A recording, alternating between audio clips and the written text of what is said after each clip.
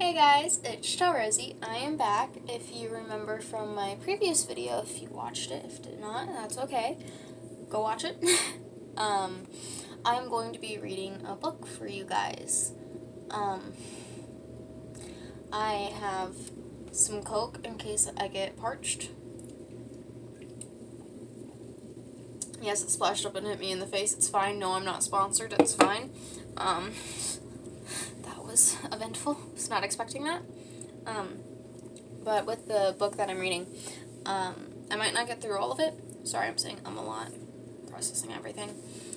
But I have to read chapter 1 by Wednesday? It's Monday, by Wednesday-ish. So, yeah, and I have a hard time paying attention while reading. I keep getting distracted, or I'll start thinking of something else, and then while I'm reading, I'm not paying attention to what I'm reading, I'm paying attention to my thoughts. So I thought this might be better.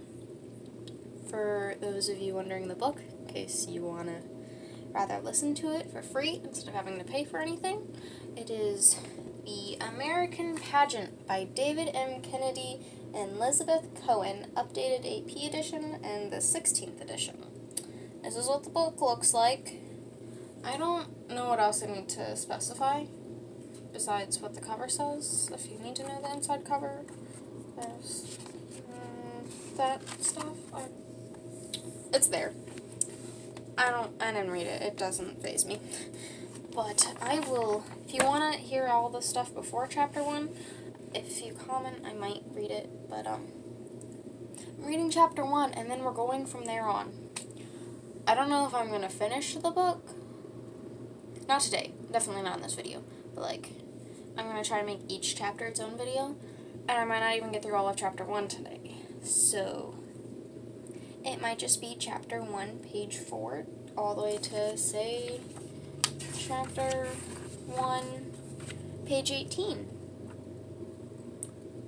I'll continue it in the next video. Works? Works. So now we're going to start reading so that I can pay attention to my reading. Chapter 1, The New World Beginnings. 33,000 before Common Era to 1769 Common Era. I have come to believe that this is a mighty continent which was hitherto unknown. Your Highness have an other world here. Christopher Columbus, 1498. Several billion years ago, that whirling speck of cosmic dust known as the Earth, fifth in size among the planets, came into being. About 6,000 years ago, only a minute in geological time, recorded history of the Western world began. Certain peoples of the Middle East, developing a written culture, gradually emerged from the gaze of the past.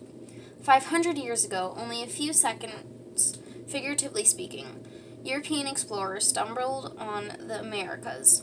The dramatic accident forever altered the future of both the Old World and the New, and of Africa and Asia as well. It says see figure 1.1, so I will make sure that you guys can see that once I finish. I'm just going to show you it now.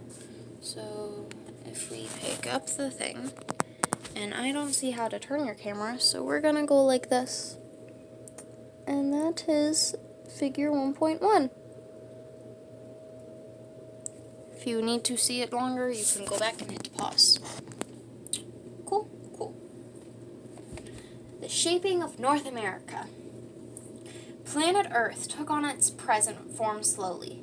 Some 225 million years ago, a single supercontinent called Pangaea, by geologists, contained all the world's dry land.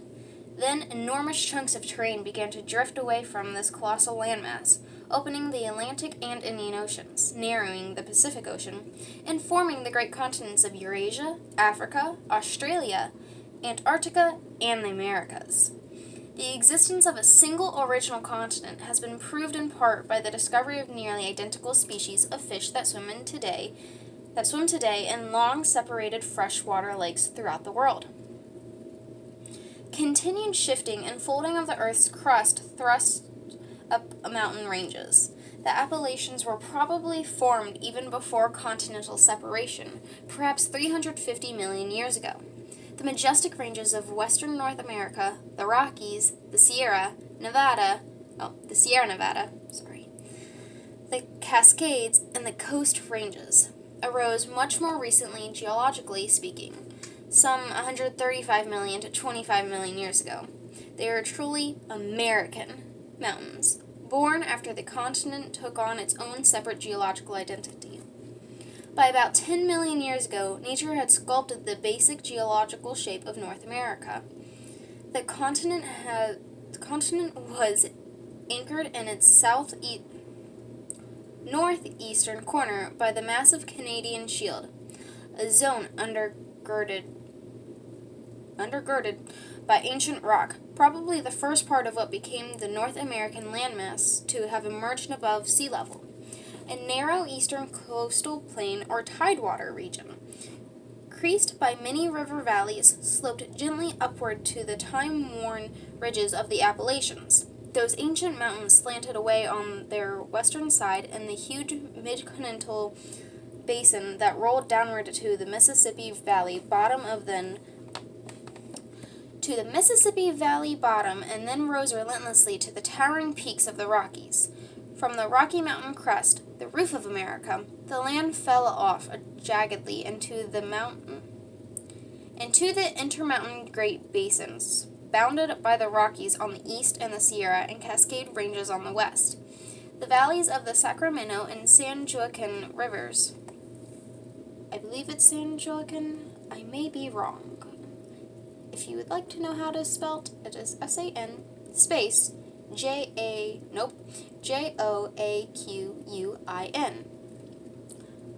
I think I'm pronouncing it right. I'm not sure. We're going to continue reading. Where was it? There it is. I'm going to start the sentence over.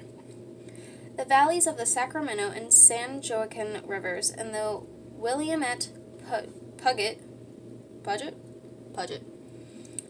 Sound trough seemed the interiors of present-day California, Oregon, and Washington.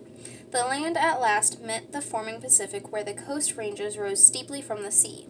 Nature laid a chill hand over much of this terrain in the Great Ice Age, beginning about 2 million years ago. 2-mile-thick ice sheets crept from the polar regions to blanket parts of Europe, Asia, and the Americas. In North America, the Great Glaciers carpeted most of present-day Canada and the United States as far southward as a line stretching from Pennsylvania through the Ohio country and the Dakotas to the Pacific Northwest.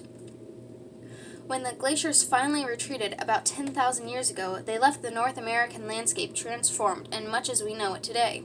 The weight of the gargantuan ice mantle had depressed the level of the Canadian Shield.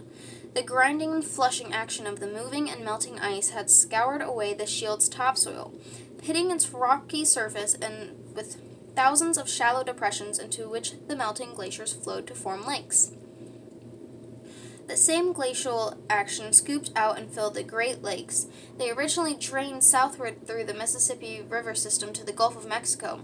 When the melting ice unblocked the Gulf of St. Lawrence, the lake water sought the St. Lawrence River outlet to the Atlantic Ocean, lowering the Great Lakes' level and leaving the Missouri-Mississippi River Ohio system to drain the enormous mid-continental basin between the Appalachians and the Rockies.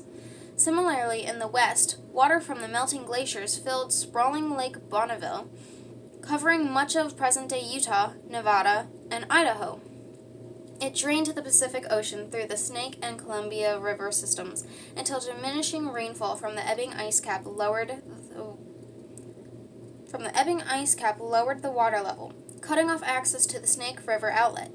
Deprived of both inflow and drainage, the giant lake became a gradually shrinking inland sea. It grew increasingly sullen, slowly evaporated, and left an arid, mineral-rich desert. Only the Great Salt Lake remains as a relic of Bonneville's former vastness. Today, Lake Bonneville's ancient beaches are visible on the mountainsides up to 1,000 feet above the dry floor of the Great Basin. I think I'm going to stop there, considering the book has stars with red captions for each section that you read, so that it makes this a bit easier and there's going to be a lot more videos. And in most of the videos, I most likely will be wearing this shirt, because a lot of it I'm reading today. So, that was The Shaping of North America.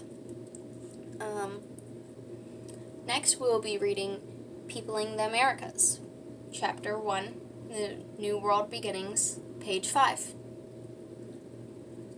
I'm sorry if I have any trouble with reading. Sometimes, I don't know if you've noticed, I have a bit of a stutter sometimes, and I have a difficulty time pronouncing some words.